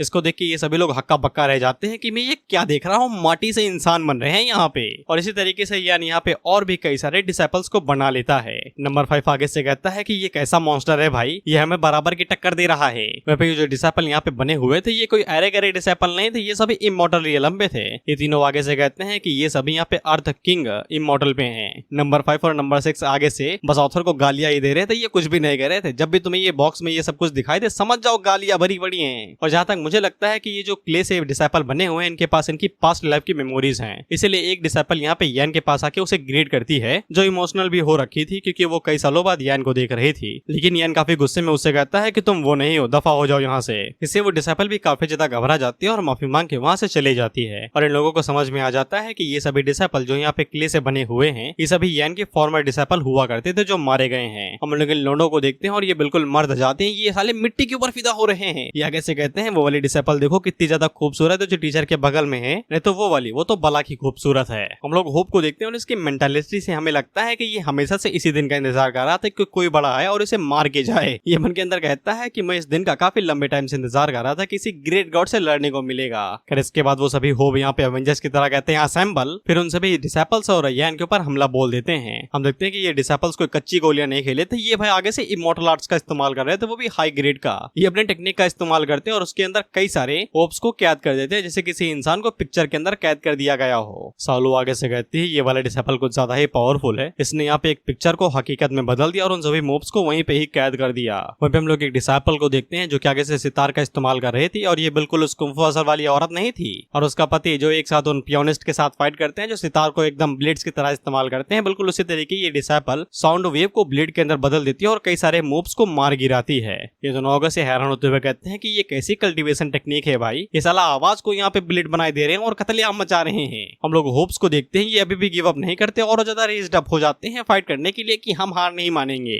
अब इसके बाद हम लोग डिसाइपल को देखते हैं चुपचाप शांति से चेस खेल रहा था। अब इसे क्या कहते हैं मुझे नहीं पता, लेकिन ये अपनी एक गोटी बीच शतरंज में रखता है तो फिर उसका जो शतरंज था वो पूरी तरीके से एक बेस के अंदर बदल जाता है जहाँ पे सभी मूव्स कैद हो जाते हैं और वो उनको इसी तरीके से मार देता है कुचल कुचल के। इसके बाद हम लोग वो वाली डिसाइपल को देखते हैं जो यान से डांट खाई थी और वो इन लोगों से कहती है एक एम्परर इमॉर्टल होने के नाते तुम्हें यहाँ पे गरिमा का पालन करना चाहिए। ये बात तुम जैसे बेवकूफ लोग कभी भी नहीं समझेंगे। जिसके बाद वो आगे से उसी शॉर्ट टेक्निक का इस्तेमाल करती है जो मैंग ने किया था, लेकिन ये वाला अटैक कुछ ज्यादा ही पावरफुल था। ये इनके जीएनए चेज और सब एटॉमिक लेवल को इन्हें डिस्ट्रॉय करती है, बिल्कुल पूरे स्पेस को ही काट देती है। इन लोगों का जो प्लेनेट था उसे रसगुल्ले की तरह 2 हिस्सों में काट दिया गया था, जिसको देख के ये चारों चीख उठते हैं, कहते हैं ये क्या है, इसको कैसे ठीक करेंगे हम लोग। जियाओ आगे से कहता है ऐसी पावर सिर्फ हमारे सीनियर से निकाल सकते हैं, हम उनके सामने कुछ भी नहीं है। और वो मैंग से कहते हैं क्लास रेप आपको पक्का यकीन है ना कि ये वही शॉर्ट टेक्निक है जो आप इस्तेमाल करती हैं। मैंग आगे से कहती है इसमें कुछ भी नहीं किया जा सकता, वो एक शॉर्ट फेरी है, मुझसे कई हजारों गुना ज्यादा शक्तिशाली। वहीं पे ये दोनों आगे से कहते हैं साले ये मिट्टी से बने,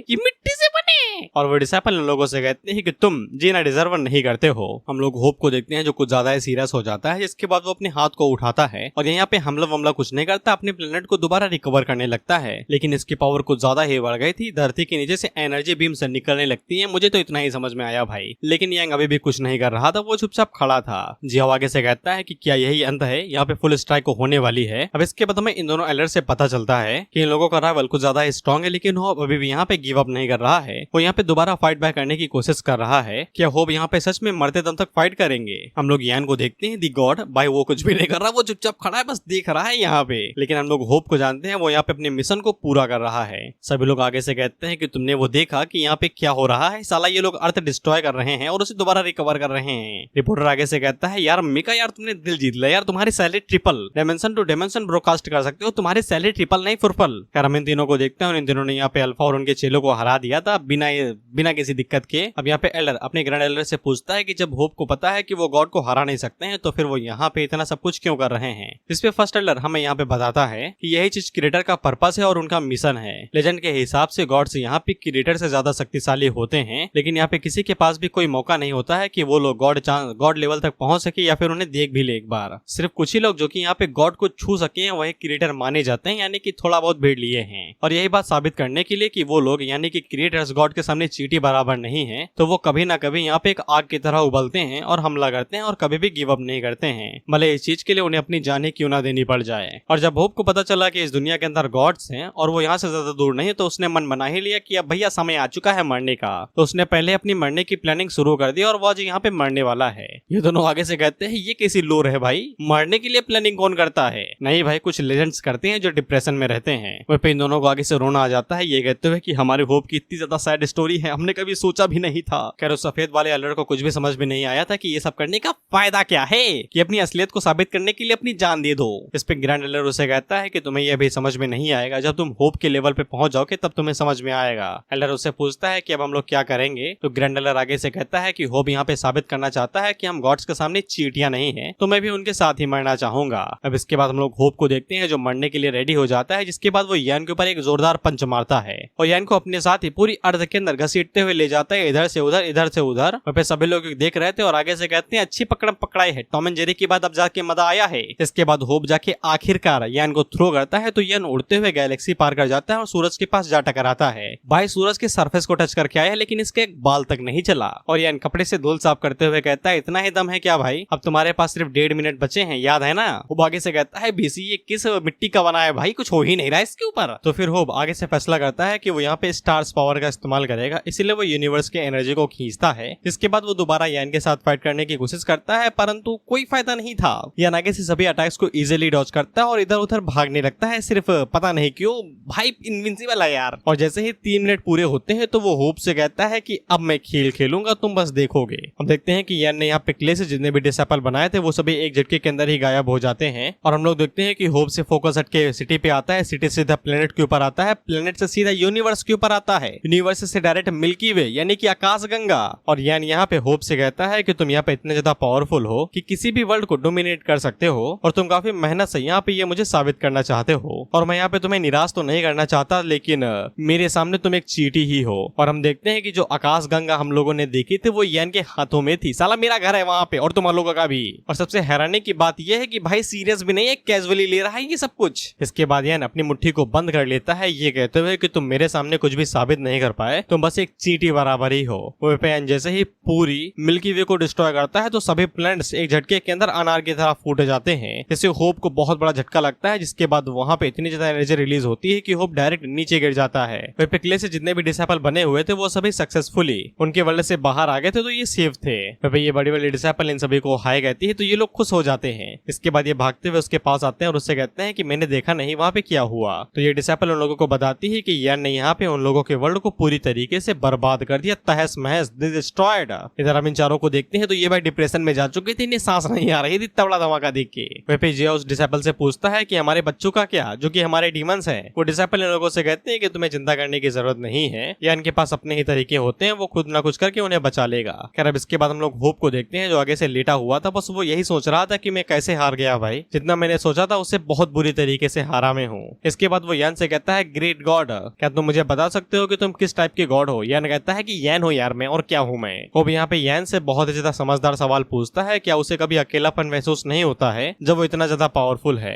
यान आगे से कहता है नहीं होता भाई, गेड़ियां मारने के लिए निकल जाता हूँ जीटी के स्टेप क्लब में। तो फिर होप यहाँ पे यान को बता देता है कि उसके बच्चे यहाँ पे नॉर्थ के एक छोटी सी दुनिया के अंदर हैं, तो यहाँ पे ग्रेट एल्डर से कह सकता है वो उसे उनसे मिलवा देगा। और उसे कहता है कि यान को ये सब कुछ करने की जरूरत भी नहीं है। खैर यान वहाँ पे जाते हुए होप से कहता है कि उसे फ्यूचर नहीं चेक करना चाहिए था, नहीं तो उसे यहाँ पे इस तरीके की मीनिंगलेस लाइफ जीनी नहीं पड़ती। वो यहाँ पे यान से आखिरी सवाल पूछता है कि उसने कितनी पावर इस्तेमाल की। यान कह के चला जाता है जितना तुम सोच सकते हो उससे भी कम, 1000 से भी कम। इस पे मोब आगे से मुस्कुराता है और यान से कहता है कि फिर तो तुम गॉड नहीं, गॉड से भी परे हो। जिसके बाद मोब यहाँ पे सूख जाता है, यानी कि मिशन पूरा हो गया, तो फिर होप के जिंदा रहने का कोई भी यहाँ पे उद्देश्य नहीं है। इसके बाद होप की दुनिया यहाँ पे पूरी तरीके से डिस्ट्रॉय हो जाती है और हम लोग यान को देखते हैं और ये साला यूनिवर्स और डायमेंशन ऐसे पलट रहा है जैसे पर्दे पर लट रहा हो। यार अपने हाथ के इशारे से यहाँ पे यूनिवर्स और डायमेंशन बदल देता है और डायरेक्ट उस प्लेनेट के सामने आ जाता है जहाँ पे लिंग और एन है। हम इन सभी डिसेपल्स को देखते हैं जो कि इन लोगों को अलविदा कहते हैं और यहाँ से चले जाते हैं। ये लोग भी आगे से यहाँ पे सीनियर के कहने फुल रिस्पेक्ट देते हैं। वहीं पे हम लोग मिंग और इस डिसेपल को देखते हैं और ये दोनों एक दूसरे की तरफ देख के मुस्कुराते हैं। They both are similars.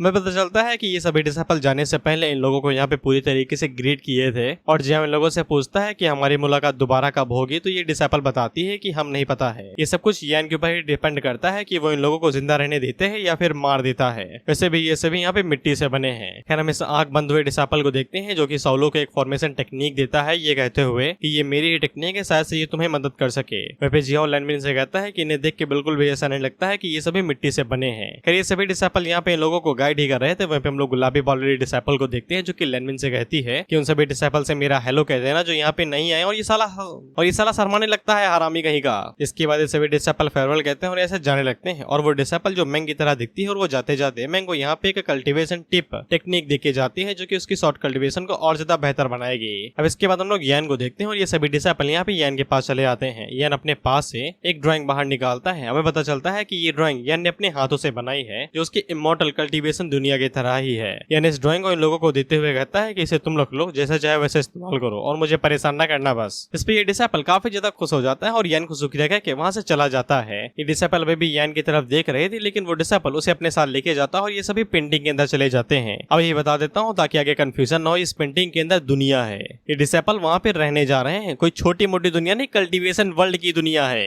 जो हमारा नेक्स्ट आर्क होने वाला है। ऐसे भी डिसेपल जैसे उस पेंटिंग के अंदर घुसते हैं तो पेंटिंग लेके ही गायब हो जाते हैं। अब इसके बाद हम लोग ग्रैंड एल्डर को देखते हैं जो कि अपना मुंह उठा के कहते हैं कि मैं जिंदा हूँ, साला मुझे तो मर जाना चाहिए था। तभी यानी ग्रैंड एल्डर के पास आता है तो ग्रैंड एल्डर उसे देख के ही घबरा जाता है। यान उसे कहता है डरो नहीं यार, तुम्हारा बॉस अभी भी जिंदा है। हम देखते हैं कि ग्रैंड एल्डर यहाँ पे यान से कहता है कि भगवान का शुक्रिया यार, तुम जल्दी आ गए, नहीं तो मैं खुद ही तो यहाँ पे तुम्हारे बच्चों को वापस भेज देता। यान आगे से पूछता है ऐसा क्यों, इस पे एल्डर आगे से घबराते हुए पता है तुम्हारे बच्चे जानते हो कितना खाते हैं, साले इतने ज्यादा खाते हैं कि हमारी दुनिया निकल जाती है वो, अगर तुम और ज्यादा देरी करते। वो एक नंबर की नीच और बेशरम हॉस्टेजेस हैं। यान को भी ये बातें समझ में नहीं आ रही जब तक वो उस कमरे के अंदर नहीं जाता है। यान जैसे उस कमरे के अंदर आता है तो फिर उसे दिखाई देता है वंडरलैंड जहाँ पे ये दोनों खेल कूद रही हैं और मस्त खाना पीना पेल रही हैं। वहीं पे एसी ने सर्व कर रहा था कि कोई भी कमी नहीं रहनी चाहिए इनके खेल कूद में। वहीं पे ग्रैंड एल्डर आगे से कहता है तुम्हें पता है कि ये 6 बिलियन होप्स का राशन खा गए हैं यहाँ पे बैठे बैठे, अब मैंने और ज्यादा नहीं खिला सकता, मेरी तंगी आ चुकी है, जेब फट गई है मेरी, इन्हें लेके जाओ नहीं मैं खुद को मार लूंगा गोली। यानी इनकी तरफ देखता है और वो मन में इन्हें इतनी गालियां देता है कि सालो मैं तुम्हारे लिए वहाँ पे यूनिवर्स डिस्ट्रॉय कर रहा हूँ और तुम यहाँ पे मौज काट रहे हो। इसके बाद यान इन्हें आवाज लगाता है तो ये यान की तरफ देखते हैं और काफी ज्यादा खुश हो जाती हैं, जिसके बाद भागते भागते उसके पीछे जाने लगती हैं जस्ट लाइक चिल्ड्रंस। लेकिन ये एक काम नहीं भूलती हैं, वो होता है ग्रैंड एल्डर को चिढ़ाना कि साले हम जा रहे हैं सेल्फिश इंसान, खाना कम दिया होगा 1-2 दिन, that's why they are rude. वह पेश जाते जाते भी इन्हें लूट के जा रहा था, भाई कुछ तो छोड़ दो उनके लिए, वो भूखे मर जाएंगे। फिर ग्रैंड एल्डर आगे से कसम खा लेता है कि इन हरामियों को मैं आज से कभी भी कुछ नहीं देने वाला और ये इन्हें घर भर के गालियां देता है। फिर इसके बाद हमें सब चीजों की पूरी समरी बताई जाती है कि पहले यह लड़ाई सिर्फ एशियंट सुपर हीरोज और वैम्पायर्स के बीच की लग रही थी, लेकिन 2 बच्चों की वजह से ये लड़ाई इमॉर्टल अकेडमी के लिए भी बन गई। लेकिन इन दी एंड दोनों ही साइड्स को यान के हाथों से मुंह की खानी पड़ी, दोनों ही पेले गए। खैर इस पूरे बैटल का आउटकम ये हुआ कि ये बेचारे लोग फंस गए, इन्हें भाई जेल में डाल दिया जाता है गोला बारूद के तहत। ये बेचारे मन के अंदर सोचते हैं कि हमें क्यों तोड़ा। ऑथर आगे से कहता है जिसे गेहूं के साथ घुन पिसता है वैसे भी तुम इस बैटल के अंदर पिसे हो। इसके बाद जो बच्चे किडनैप किए गए थे वो सक्सेसफुली यहाँ पे बचा लिए गए और दोबारा अपने माँ बापों के पास आ गए। लेकिन वैम्पायर के जो 4 बच्चे थे वही नंबर 7, 5, 7 जो भी थे वो नहीं पकड़ गए, वो दोबारा अपनी दुनिया के अंदर वापस चले गए। लेकिन उनका जो टीचर था उसने अपनी लाइफ के ऊपर गिव अप कर दिया क्योंकि वो ये साबित नहीं कर पाया कि वो इस दुनिया के लिए कोई चीटी नहीं है। हालांकि उसकी जान नहीं गई लेकिन उसने अपने आप को एक फेलियर की तरह समझा, इसीलिए वो कोमा में चला गया। ऑथर आगे से कहता है ईमानदारी से कहूँ तो फिर मैं इसे बहुत ज्यादा मानता हूँ क्योंकि एवरेज पर्सन इस तरीके की यहाँ पे हिम्मत ही नहीं दिखा सकते हैं कि वो यान के सामने जाके फाइट करे और उसे ललकारे। रही बात हमारे यान और उसकी ग्रैंड डीमंस की तो फिर उन्हें यहाँ पे मार पड़ी, इसलिए क्योंकि उन्हें ये नहीं पता था कि घर कैसे वापस आया जाता है और दूसरे लोगों की जगह पे फालतू की मस्ती की, और इसी तरीके से पूरी फाइट यहाँ पे खत्म होती है। लेकिन लॉर्ड को बुद्धू घर क्या है, हम इन सभी डिसाइपल्स को देखते हैं जो मन के अंदर सोचते हैं हमें क्या मिला इससे, कुछ भी नहीं, और ये दोबारा अपनी खेती बाड़ी वाली जिंदगी में वापस आ गए थे और हल चला रहे थे। वो तीनों डीमन मास्टर यहाँ पे बैल बने हुए थे, वो हल खींचने में इनकी मदद कर रहे थे। हम लोग सैन को देखते हैं जो इन लोगों से ज्यादा ग्रो कर रही थी एल्केमी के मामले में, इसीलिए वो यहाँ पे फर्नेस का भी इस्तेमाल करने लगी थी पिल बनाने के लिए। ये दोनों बुद्धू अभी भी कोई पेड़ उगा लेते हैं तो उसके लिए गाना बजाना करते हैं कि भाई तू ना मुरझाना, नहीं हमें डंडी खाने को मिलेगी। वह पे अभी भी इन्हें पनिशमेंट दे रहा था ये कहते हुए कि तुम लोग अभी भी बहुत कुछ सीखना चाहती हो तो फिर अच्छे से काम किया करो। सत्य में यान यहाँ पे डिसाइपल की तरफ देखता है तो फिर उससे पता चलता है कि हर एक डिसाइपल के पास उनकी यूनिक प्रोफेशन है और वो इंडिविजुअली ही काफी ज्यादा पावरफुल है, उन्हें एक एक करके ही सब कुछ सिखाना पड़ेगा। और रही बात इन बदनसीब बच्चों की तो फिर इनके लिए हम कुछ भी नहीं कर सकते हैं, इनकी वजह से यहाँ पे बहुत बड़ी लड़ाई हुई और बहुत ही ज्यादा डिवास्टेटिंग चीजें अर्थ को देखनी पड़ी। एक बहुत बड़ी सिटी हवा में ही गायब हो गई, किसी को पता ही नहीं कि वो कहाँ गई। मून को मार्स के साथ ऐसे चिपका दिया गया जैसे कि वो बेचारा कागज हो। और क्योंकि यहाँ पे ये सब कुछ इन एशियंट हीरोज की वजह से ही हुआ था, इसलिए इन्हें ये सब कुछ ठीक करना था। और सब कुछ ठीक करने के लिए इन लोगों को यहाँ पे मून को दोबारा 55 मिलियन किलोमीटर खींच के अर्थ के ऑर्बिट में ले जाना पड़ेगा। ये सभी लोग यहाँ पे पूरी कोशिश करते हैं कि यान की सॉर्ड को मार्स से निकाल सके जिससे मून आजाद हो सके, लेकिन इतना सब करने के बावजूद ये लोग अनसक्सेसफुली रहते हैं सॉर्ड को बाहर निकालने में। इसके बाद इन लोगों ने यहाँ पे सिटी को दोबारा बना दिया, लेकिन इकोसिस्टम को दोबारा पूरी तरीके से ठीक से चलवाने के लिए यहाँ पे इन लोगों को कुछ कड़े कदम उठाने पड़े ताकि ये लोग मून की जगह को कवर अप कर सके। इसलिए एक पत्थर पे चिपक जाते हैं और मून की तरह अर्थ के चक्कर लगाने लगते हैं। एक बच्चा अपनी मदर से कहता है, मम्मी यार मून देखो यार, साला सतरंगी कब से हो गया ये। फिर ये 6 के 6 भाई बहन आगे से चक्कर लगाते हुए कहते हैं कि भैया ये मून यहाँ पे कब तक आएगा। तो मेगासॉर्ड आगे से कहता है, मुझे थोड़ी ना पता है, और ये आपस में एक दूसरे को गाली देने लगते हैं। खैर उस एनहाइलेशन एरो की वजह से बहुत ही ज्यादा यहाँ पे तबाही हुई थी, जो कि यूनिवर्स को सामना करना पड़ रहा था उन तबाहियों का। उस एरो की वजह से यहाँ पे एक एंडलेस वॉइड भी बन चुका था, जिसको मैं वर्म होल बोल रहा था। ये एंडलेस वॉइड है जो अपने अंदर हर किसी चीज को खींच सकता है हमेशा हमेशा के लिए, और इसकी वजह से अर्थ को खतरा हो सकता है। हम लोग कोर भाई साहब को देखते हैं और ये बच गए थे एरो के मिस होने की वजह से।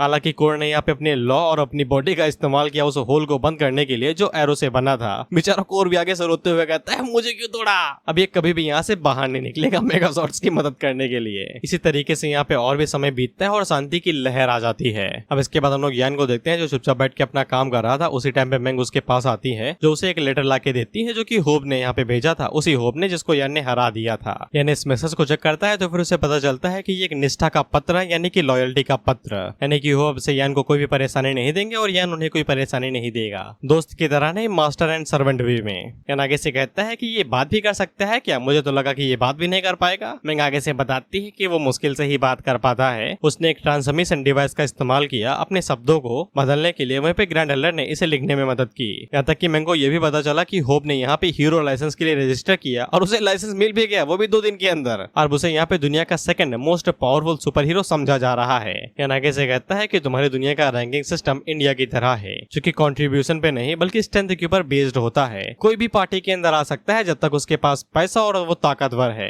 मैंग आगे से कहती है हाँ। इसके बाद मैंग अपने पास से एक और लेटर बाहर निकालती है, लेकिन हमें इस लेटर के बारे में अभी कुछ बताया नहीं जाता। जहाँ तक मुझे याद है ये अलायंस की तरफ से किसी ट्रिप के लिए है जो अकेडमी घुमाई जाती है हर एक डिसेबल और स्टूडेंट के लिए, या फिर ये एडमिशन फॉर्म होगा जो कि कुछ ही महीनों में होने वाला है। खैर अब इन सभी होप्स को देखते हैं। वहीं पे ये चारों ग्रैंड एल्डर से पूछते हैं कि ये कब तक उठेंगे। ग्रैंड एल्डर आगे से कहता है मुझे भी नहीं पता है, चोट काफी ज्यादा गहरी है। नंबर 5 यहाँ पे ग्रैंड एल्डर से पूछता है कि पहले हमारे थर्ड एल्डर मारे गए शॉक की वजह से अब हमारे एंसेस्टर यहाँ पे बुरी तरीके से डैमेज है, ऐसा कैसे हो सकता है। ग्रैंड एल्डर इन्हें भी समझाता है कि ये गॉड्स ड्यूअल की वजह से हो रहा है, हमारे एंसेस्टर उसे सर्वाइव कर गए, यह बहुत बड़ी की बात है। ये सभी आगे से रोते धोते हुए कहते हैं कि हमारे पास सबसे पहले यहाँ पे 6 बिलियन होप्स हुआ करते थे, अब वो सिर्फ 90 मिलियन ही बचे हैं। नंबर 6 आगे से रोते हुए कहती है कि ऐसा कैसे हो सकता है, मैं बाकी एल्डर्स और एंटर को काफी ज्यादा मिस करती हूँ। एल्डर इन लोगों से कहता है कि तुम्हें रोने की जरूरत नहीं है, जैसे इन लोगों के एंसेस्टर होप यहाँ पे रिकवर होंगे वो दोबारा नए बना देंगे। लेकिन उसी टाइम पे यहाँ पे सायरन बजने लगता है और इन्हें बताया जाता है कि फॉरेन इन्वेशन हुआ है, यानी कि दूसरी कंट्री के लोगों ने इन लोगों के ऊपर हमला कर दिया है।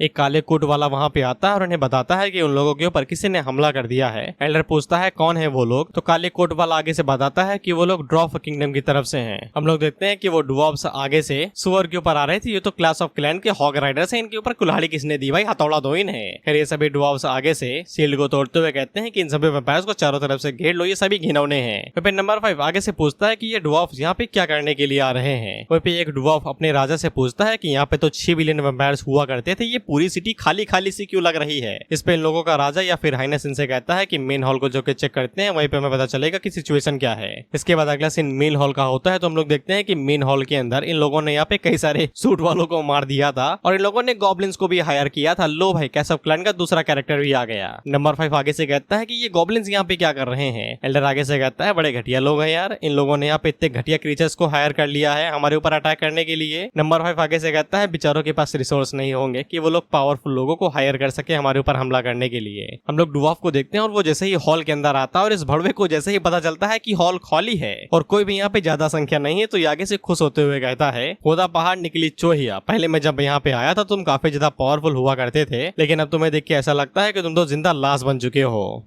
एल्डर उस डुवार्व से कहता है कि भाग जाओ यहाँ से, तुम्हारे यहाँ पे बिल्कुल भी नहीं होना चाहिए था। लेकिन वो डुवार्व अपनी पावर का जलवा दिखाता है, इससे होर्ब और ये चारों काफी ज्यादा घबरा जाते हैं और डुवार्व एल्डर से कहता है कि तुम्हारी कोई भी औकात नहीं है मेरे सामने, यहाँ से दफा हो जाओ नहीं तो मैं तुम्हें एक झटके के अंदर मार दूंगा। जिसके बाद वो अपने लोगों से कहता है कि इन सभी को मार दो। लेकिन हम लोग होप को देखते हैं जो आगे से अपनी मिडिल फिंगर का पिंकी फिंगर का इस्तेमाल करता है और वो इतना ज्यादा प्रेशर रिलीज करता है डुवार्व के ऊपर कि वो आसमान से उड़ के सीधा जमीन के अंदर घुसता है और घुसते ही चला जाता है। और इस अटैक से डुवार्व की हालत एक झटके के अंदर ही खराब हो जाती है। आई एम फ्रस्ट्रेटेड, मेरा पीसी भाई सीए कर रहा है, बहुत ज्यादा मूड खराब है मेरा, बंद हो जा रहा अपने आप यार, फक, मुझे ये सब कुछ दोबारा रिकॉर्ड करना पड़ रहा है। खैर वो डुवार्व आगे से खून की उल्टी करते हुए कहता है कि ये काफी ज्यादा अमेजिंग पावर है, यही होती है क्रिएटर की असली पावर। भले ही यहाँ पे मरने के हालात में पड़ा हुआ है लेकिन इसके बावजूद बस अपनी एक छोटी सी उंगली के साथ में ये पूरे प्लेनेट को हिला के रख सकता है। इसके बाद ये काफी ज्यादा इज्जत से यहाँ पे पेश आने लगता है। हम देखते हैं कि होब एल्डर से कुछ कहता है तो एल्डर आगे से उसे ट्रांसलेट करते हुए कहता है भाग जाओ यहाँ से। और वो डुवार्व को बताता है कि वो लोग अब यहाँ पे शांति के साथ रहना चाहते हैं और तुम अपने किंग को बता देना कि हम लोग यहाँ पे शांति समझौता चाहते हैं और एक दूसरे के ऊपर कभी भी हमला नहीं करेंगे।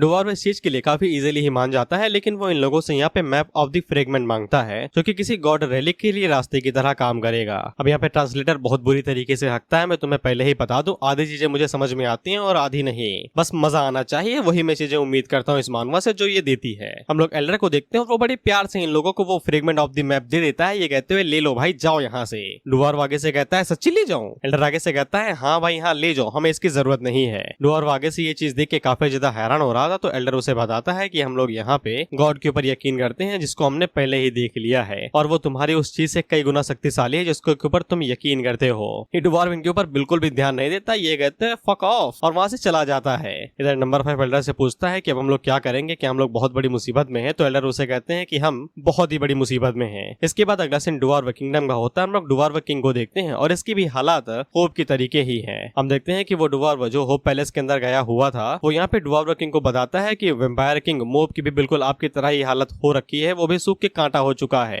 डुवार्व किंग यहाँ पे होप के ऊपर हंसता है, ये कहते हुए कि साले तेरे हालात ऐसे हो गए, तू भी अब फंसा हुआ है, बुढ़े तू क्या हौस रहा है, तू भी उतनी ही कब्र में जितनी वो है। खैर ये डुवार्व यहाँ पे डुवार्व किंग से कहता है कि इन लोगों को इनका गॉड रेलिक मिल चुका है जो कि इल्फ्स और ऑर्क्स के पास है। और डुवार्व यहाँ पे किंग से पूछता है कि कब हम उनके ऊपर हमला करें। तो डुवार्व किंग उससे कह देता है कि अभी इतनी ज्यादा जल्दबाजी मचाने की जरूरत नहीं है, हम उनके साथ कभी भी निपट सकते हैं बिना किसी दिक्कत के। जैसे यहाँ पे डुवार्व किंग अपनी स्ट्रेंथ को रीगेन कर लेगा तभी वो लोग आगे बढ़ेंगे, लेकिन तब तक के लिए डुवार्व किंग के पास उस डुवार्व के लिए अभी भी एक काम है जो वो करना चाहता है। इधर नंबर 5 यहाँ पे एल्डर से पूछता है कि अभी भी इस दुनिया के अंदर डुवार्व जिंदा कैसे हैं। इस पे एल्डर उसे बताता है बेवकूफ कहीं कि कभी तो पढ़ लिया करो, मैं तुम्हें बताता हूँ कि हम होप्स के साथ यहाँ पे इल्फ्स, डुवार्व्स और ऑर्क्स भी हैं जो कि इस दुनिया के अंदर ही रहते हैं। इस केओस वर्ल्ड के अंदर वो तीनों ही यहाँ पे ग्रैंड लीडर्स की तरह हैं। इसके बाद ग्रैंड एल्डर हम लोगों को यहाँ पे इनकी लोर यानी कि बैक स्टोरी के बारे में बताता है। जो मेन चीज उन लोगों के पास थी उसे ये लोग यहाँ पे फ्रेगमेंट ऑफ मैप कहते हैं जो कि गॉड रेलिक के लिए रास्ता दिखाता है शायद, क्योंकि ट्रांसलेटर हक रहा है तो फिर I don't want to eat seat. और जहाँ तक ग्रैंड एल्डर को याद है तो जैसे इन लोगों का होप स्ट्रॉन्ग बना था यानी कि इनका एंसेस्टर, तो बाकी तीनों लीडर्स यहाँ पे होप के पास आ गए थे जो कि चाहते थे कि होप भी उनके साथ एक टीम के अंदर आ जाए और वो तीनों मिलकर यहाँ पे उस रेलिक को ढूंढे। लेकिन होप उनके ऑफर को मना कर देता है जिससे वो काफी ज्यादा नाराज हो जाते हैं, खासकर डुवार्व्स।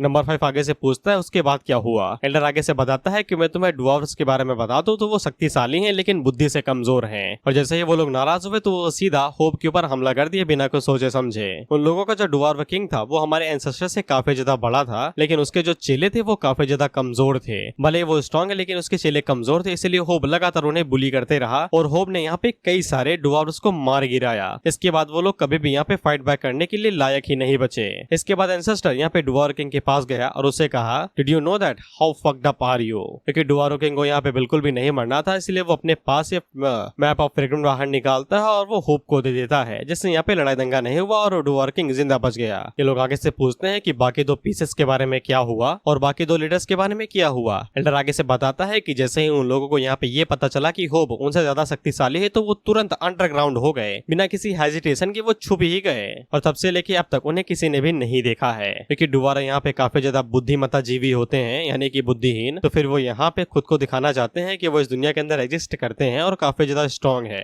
एल्डर उन चारों से कहता है कि वो लोग यहाँ पे एंसेस्टर को ऐसे ही रहने नहीं दे सकते हैं। अगर एंसेस्टर इसी तरीके से कमजोर रहे तो वो दोबारा इन लोगों के ऊपर हमला कर सकते हैं। लेकिन यहाँ पे एक चीज काफी ज्यादा अच्छी है कि वो सभी डुवार्फ्स यहाँ पे इस दुनिया को छोड़ के नहीं जा सकते हैं इस दुनिया के रिस्ट्रिक्शन की वजह से, जैसे कि ह्यूमंस अर्थ को छोड़ के नहीं जा सकते हैं ऑक्सीजन की वजह से। लेकिन परेशानी की बात यह है कि वो डुवार्फ वजह से अपनी पावर को गेन कर लेंगे तो वो इनके ऊपर कभी भी अटैक कर सकते हैं और होप को भी काफी ज्यादा परेशानी होगी इन्हें हराने में, क्योंकि उसकी हालत इतने समय खराब है। एल्डर उन लोगों से कहता है इसीलिए मैं चाहता हूँ कि तुम हर्थ को दोबारा विजिट करो, जिसपे इन चारों की फट जाते ही आगे से कहते हैं कि हम उस दरिंदी जगह पे दोबारा नहीं जाएंगे चाहे कोई कुछ भी हो जाए, हमें नहीं मरने का शौक है दादा वहाँ पे। एल्डर उन लोगों से कहता है यार तुम्हारी पहले ही फट गए, मैं यहाँ पे तुम लोगों को इमोर्टल एकेडमी के साथ पंगा लेने के लिए नहीं भेज रहा हूँ, मैं यहाँ पे तुम्हें किसी दूसरे काम की वजह से भेज रहा हूँ। जहाँ तक मेरा मानना है कि गॉड को हमारे वजूद से ही कोई फर्क नहीं पड़ता है, यानी की बात हो रही है यहाँ पे। अगर हम आपस में लड़ के मर भी जाते हैं तो भी वो हमें पर ध्यान नहीं देगा। इनका मिशन क्या है और इन्हें किस लिए भेजा जाता है ये हमें भी बताया नहीं गया, आगे पता चलेगा। अब इसके बाद हम लोग वैम्पायर स्टीलर्स ग्रुप चैट को देखते हैं, जहाँ पे मेनली तीन ही लोग हैं, dwarf king, elf king and the orc king. Dwarf king इन सभी लोगों को बताता है कि वैम्पायर का होप सूख के काटा हो चुका है बिल्कुल हमारी तरह, जिस पे एल्फ क्वीन आगे से कहती है होली शिट सच में, वहीं पे ऑर्क किंग ये वाली इमेज भेजता है सच में क्या मजा आ गया, ऐसा ये इमेज कहती है, मेरी मानना यही है। इसके बाद डुवार्फ किंग इन लोगों को यहाँ से भेज देता है किसी काम से। वहीं पे हम लोग एक एल्फ को देखते हैं जो कि अपनी क्वीन से बताती है कि वैम्पायर किंग भी अब आपकी तरह ही सूख के काटा हो चुका है। हम लोग वैम्पायर किंग को देखते हैं और ये भी डुवार्फ किंग तरह ही सूख के काटा हो चुकी थी और इसी होप के लिए बुरा लगता है, आई डोंट नो व्हाई। इसके बाद हम लोग और किंग को देखते हैं जो कि आगे से खुश हो रहा था, उसे जैसा ही पता चला था कि होप यहाँ पे सूख के काटा हो चुका है, ये आगे से हंसते हुए कहता है कि अब हम लोगों को यहाँ पे इस घटिया केव में 300 सालों के लिए और ज्यादा छुपने की जरूरत नहीं है, अब हम लोग इस जगह से बाहर जा सकते हैं। और किंग भी आगे से सूख के काटा हो चुका था, जिसके बाद ये अपने भी यंगर जनरेशन के चेले को बुलाता है और उसे कहता है कि तुम्हें यहाँ पे कोई तरीका ढूंढना पड़ेगा जिससे हम लोग अपनी पावर को दोबारा रीगेन कर सके। अगर डुवार्फ किंग और एल्फ किंग यहाँ पे अपनी पावर को गेन कर लेते हैं तो वो हमें एक झटके के अंदर ही मार देंगे। इस पे इनका यंग लीडर आगे से कहता है कि मैं पक्का जाता हूँ और आपके लिए कोई ना कोई तरीका ढूंढ के लाऊंगा जिससे हम लोग अपनी स्ट्रेंथ को गेन कर सके। एल्फ क्वीन भी अपने यंग लीडर से यही बात कहती है कि जैसे ही ये लोग यहाँ पे और किंग और डुवार्फ किंग अपनी पावर को गेन कर लेंगे तो वो इन लोगों को यहाँ पे हरा देंगे और उन्हें अपना स्लेव बना लेंगे एज यूजुअल हेंटाई मैनवा प्लॉट। इसलिए इन लोगों को यहाँ पे अपनी पावर को दोबारा रीगेन करना पड़ेगा ताकि ये लोग इस कियोस वर्ल्ड के अंदर सर्वाइव कर सके। एल्फ क्वीन यहाँ पे इस एल्फ से कहती है कि एक काम है जो मैं चाहती हूँ कि तुम करो। इसके लिए एल्फ मान जाती है, जिसके बाद अगला सीन अर्थ का होता है। अर्थ पे दोबारा खुशी का माहौल आ चुका था क्योंकि हर 5 साल के अंदर यहाँ पे कॉलेज एडमिशंस के लिए खुलते हैं, इसलिए यहाँ पे जोरों शोरों से हर एक कॉलेज के लिए प्रमोशन किया जा रहा था। हम देखते हैं कि रिपोर्टर मॉम से पूछता है मॉम इस बार आप कौन से कॉलेज के अंदर अपने बच्चे को भेजेंगी। मॉम आगे से कहती है मैजिक एकेडमी। रिपोर्टर पूछता है मगर क्यों, यहाँ पे इमोर्टल एकेडमी भी तो है, आप उन्हें वहाँ पे भेज सकती हैं। मॉम आगे से कहती है कि पावर को छोड़ के वहाँ पे रिक्वायरमेंट्स कुछ ज्यादा ही हाई है, मैं नहीं चाहती कि मेरा बेटा 30 सालों के लिए सिर्फ स्कूल रूल्स को ही लिखता रहे। इधर मैं और पापा करे यम्मी यम्मी, उधर मेरे बेटे करे पेंसिल साफ सप्पी सप्पी। एडमिशन सीजन यहाँ पे शुरू हो चुका था लेकिन यान को एक भी नया डिसिपल नहीं मिलता है, आई डोंट नो व्हाई। मगर यान की पर्सनालिटी के हिसाब से उसे कोई फर्क भी नहीं पड़ता है, वो सिर्फ अपनी एक्टिविटी के ऊपर ध्यान दे रहा है। इतने समय वो हर एक स्टूडेंट को यहाँ पे पर्सनली गाइड कर रहा है अकेले में। यान चंगो को यहाँ पे ब्लैक स्मिथ की ट्रेनिंग देता है जिससे वो ब्लैक स्मिथ बन सके। वहीं मंगू को वो तलिस्मा बनाना सिखाता है, अगर ये गलती करते हैं तो फिर इन्हें सर के ऊपर डंडी खाने को मिलती है। वहीं पे वो सोलो को फॉर्मेशन के बारे में सिखा रहा था। इसके बाद हम लोग यान को स्पेस के अंदर देखते हैं जहाँ पे वो मैंग को यहाँ पे शॉर्ट मास्टरशिप सिखा रहा था। यान अपनी उंगली के इशारे से यहाँ पे एक एस्टेरॉयड को कंट्रोल करता है और उसे बेसबॉल बॉल की तरह मैंग की तरफ फेंक के मारता है। मैंग पहले तो घबरा जाती है लेकिन बाद में शॉर्ट का इस्तेमाल करते हुए उसे 2 हिस्सों में काट देती है। इसके बाद वो अपनी शॉर्ट स्किल के साथ में यहाँ पे यान के ऊपर कई सारी शॉर्ट से अटैक करती है लेकिन यान को कुछ भी नहीं होता है और वो इसी बात का फायदा उठा के यान के ऊपर स्नीक अटैक करने की कोशिश करती है लेकिन यान अपनी डंडी की मदद से उसके अटैक को इजीली डॉज कर लेता है, ये कहते हुए कि तुमने अभी भी यहाँ पे बेसिक नॉलेज को अच्छे से नहीं सीखा है, तुम्हें और ज्यादा मेहनत करनी पड़ेगी। मैंग उसके ऊपर शॉर्ट से कई सारे स्लैश मारती है लेकिन यान अपनी डंडी की मदद से उन सभी को ब्लॉक कर लेता है और फोर्स की वजह से मैंग पीछे खिसक जाती है। उसी टाइम पे यान उसके ऊपर अपनी डंडी से एक स्लैश मारता है तो मैंग जल्दी से इस पोजीशन में आके उस स्लैश को डॉज करती है। वहीं पे वो स्लैश इतना ज्यादा शक्तिशाली था कि वो एक बड़े से एस्टेरॉयड को 2 हिस्सों में काटता है और किसी प्लेनेट के चांद को भी उड़ा देता है। मैंग आगे से घबराते हुए कहती है कि टीचर आप पक्का मुझे मारना नहीं चाहते हैं ना गुस्से में, आपने ये जो स्लैश मारा है अगर मैं इसे टकरा जाती मेरे 2 हिस्से हो जाते, गोजो के बगल में मेरी ही बॉडी होती इतनी टाइम पे। लेकिन उसी टाइम पे यान मैंग के पास आता है और उसे कहता है कि कल्टिवेटर्स जो इमोर्टल्स होते हैं अगर वो यहाँ पे लाइफ एंड डेथ सिचुएशन को कभी भी एक्सपीरियंस नहीं करते तो वो कभी भी इमोर्टल नहीं बन पाते हैं, ये चीज तुम्हें समझनी चाहिए। मैंग आगे से कहती है समझ गए मास्टर मैं समझ गई। और इसी के साथ ये एपिसोड यहीं पे ही खत्म होता है। अगर ये वीडियो 18 तारीख को आ रही है इसका मतलब ये है कि मैंने एक दिन के अगले ही दिन वीडियो अपलोड कर दी है, इसका मतलब ये है कि 19 तारीख को भी वीडियो इसी तरीके की आएगी, लेकिन 20 को नहीं आएगी क्योंकि उस दिन मेरा पेपर है। 21 को भी नहीं आएगी क्योंकि उस दिन भी मेरा पेपर है। 22 को भी नहीं आएगी क्योंकि उस दिन भी मेरा पेपर है। इसके बाद 23 को ऑफ कोर्स आएगी, 24 को ऑफ कोर्स आएगी, 26 को भी ऑफ कोर्स आएगी। पर अभी के लिए गुड बाय।